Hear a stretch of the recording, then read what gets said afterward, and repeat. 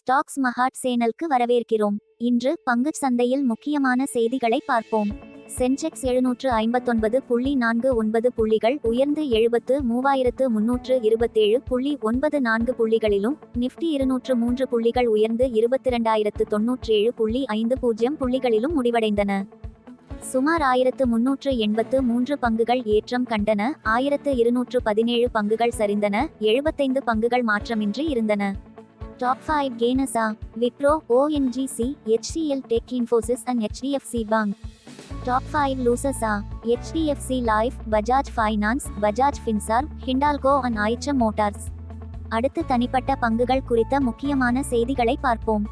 Just dial நிறுவனத்தின் நிகர லாபம் ஆண்டுக்கு 22.3% உயர்ந்து 92 கோடி ரூபாயாக இருந்ததை அடுத்து ஜஸ்ட் டயல் பங்குகள் 1.82% உயர்ந்தன. செயல்பாட்டு வருவாய் 19.7% உயர்ந்து 265 கோடி ரூபாயாக உள்ளது. அல்ட்ராகாப் ஆகஸ்ட் செப்டம்பர் காலகட்டத்தில் 59.69% அக்டோபர் டிசம்பர் காலாண்டில் 27.89% நிறுவனத்தில் தங்கள் பங்குகளை ப்ரமோட்டர்ஸ் குறைத்த பின்னர் அல்ட்ராகாப் பங்கு 5% லோயர் சர்க்கியூட்டில் பூட்டப்பட்டது.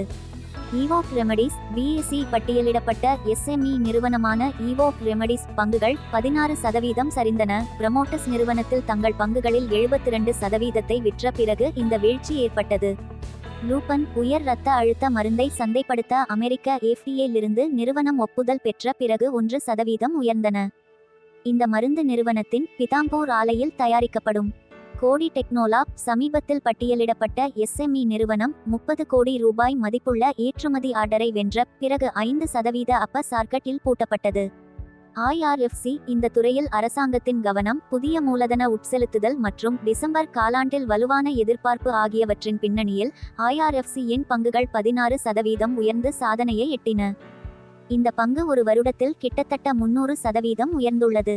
ஆவலான் டெக்னாலஜிஸ் இந்தியாவில் சூப்பர் கம்ப்யூட்டர்களை வடிவமைத்து உற்பத்தி செய்வதை நோக்கமாக கொண்ட அரசாங்கத்தின் ரூட்ரக் திட்டத்தின் ஒரு பகுதியாக நிறுவனம் மேம்பட்ட கம்ப்யூட்டிங் மேம்பாட்டு மையத்துடன் கூட்டு சேர்ந்த பின்னர் 2% லாபம் ஈட்டியது. ஜியோ ஃபைனான்ஷியல்ஸின் பங்குகள் நிறுவனத்தின் டிசம்பர் காலாண்டு வருவாயின் எதிர்பார்ப்பில் 4.82% உயர்ந்தன. LIC-இன் பங்குகள் 3% உயர்ந்து அதன் 2 நாள் இழப்பை தடுத்தன. கடந்த 7 மதிப்பீட்டு ஆண்டுகளில் பாலிசிதாரர்களுக்கு இடைக்கால போனஸ் தொடர்பாக 25,464 கோடி ரூபாய் வருமான வரி திருப்பிச் செலுத்தப்படுவதாக நிறுவனம் அறிவித்ததை அடுத்து இந்த பங்கு லாபம் ஈட்டியது. IRB இன்ஃப்ராஸ்ட்ரக்சர் நெடுஞ்சாலை உள்கட்டமைப்பு நிறுவனம் NHAI உடன் டோட் 13 திட்டத்திற்கான சலுகை ஒப்பந்தங்களை நிறைவேற்றுவதாக அறிவித்ததை அடுத்து இந்த பங்கு 1.3% உயர்ந்தது.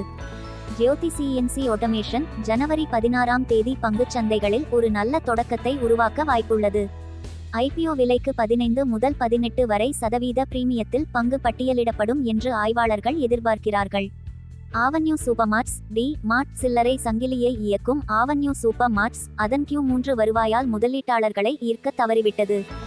ஏனெனில் இன்றைய வர்த்தக அமர்வில் நிறுவனத்தின் பங்குகள் 0.37 விழுக்காடு லாபத்துடன் 3,855 ரூபாயாக முடிவடைந்தன.